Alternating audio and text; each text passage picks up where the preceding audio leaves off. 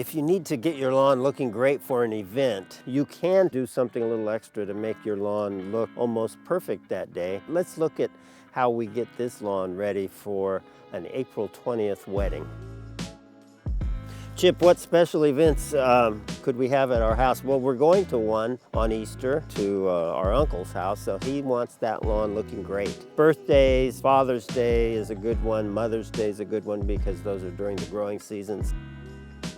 A month out like we are now, the approach should be very similar on any kind of lawn that we're planning to have an event on. Fertilizing it, watering it just perfectly, mowing it frequently, getting it to grow as much as we can. We want it as healthy as possible and as green as possible. I try to avoid using pre-emergents if I can because they're not good for soil. Sometimes it's hard to avoid, and in this case it was overrun by crabgrass. This is the crabgrass that didn't come back. It's not going to come back because we applied Dimension on about January 17th. That timing has to be about right so that the seed doesn't sprout again when weather starts to get warm like today. You can apply a pre-emergent even now, especially in climates that have had winter till now, then a pre-emergent will still work. You can apply a pre-emergent anytime really, it's just that will it be at its maximum effectiveness, and maximum effectiveness is impacted by weather.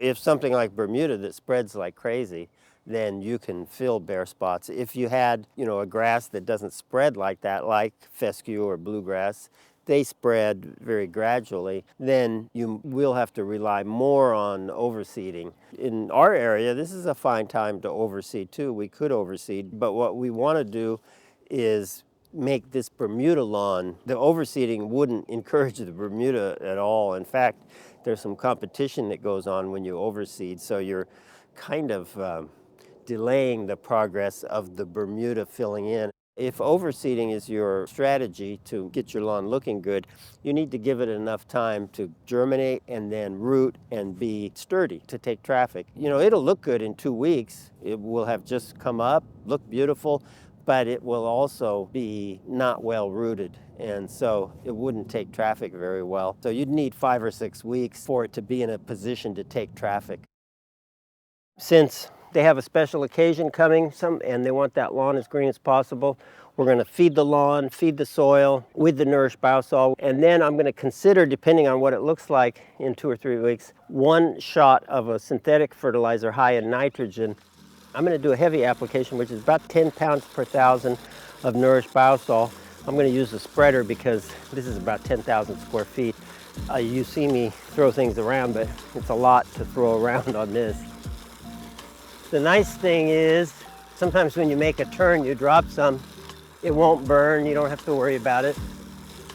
We've got some rain coming, so we're going to use rain to water it in.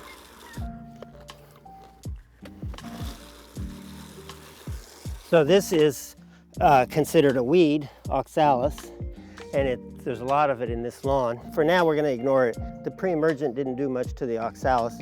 There are ways to kill it. We would need a chemical, but we're going to see if we can get the lawn looking great with the oxalis and maybe discourage it a little bit with real strong growth.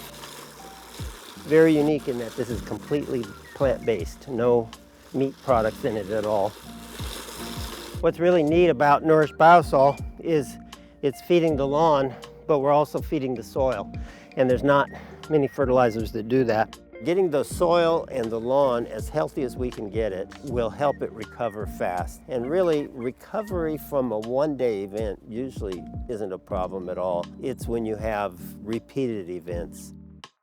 So if we want to use a synthetic fertilizer in terms of color, it will do so in 7 to 10 days. But what we want to do here, more than just color, is maximum growth, because we're trying to get it to spread and fill in all these bare areas. The combination of a lot of growing and mowing will make Bermuda cover up quickly. That's going to be my strategy for making this lawn really, really green and healthy and relatively thick and dense, because we don't want people to be walking on dirt.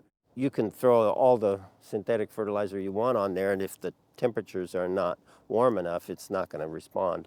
So we're just at the spot where we have the right temperatures. That'll give us about a month before the wedding, and that's a good amount of time in order to encourage growth, and it'll look completely different. Lawn usually looks best right after it's mowed, so I'd say the day before the event is a good time to mow. Even 2 days before the event is a good time to mow. Also, usually when you mow, you've planned the watering so that the soil isn't real wet, and that's good for the event too. We want it dry enough to mow and then dry enough to be firm and not moist at all. It's a bad idea to water before the event. Hopefully Chip and I have helped you for your upcoming event. You can ask us questions about your specific situation.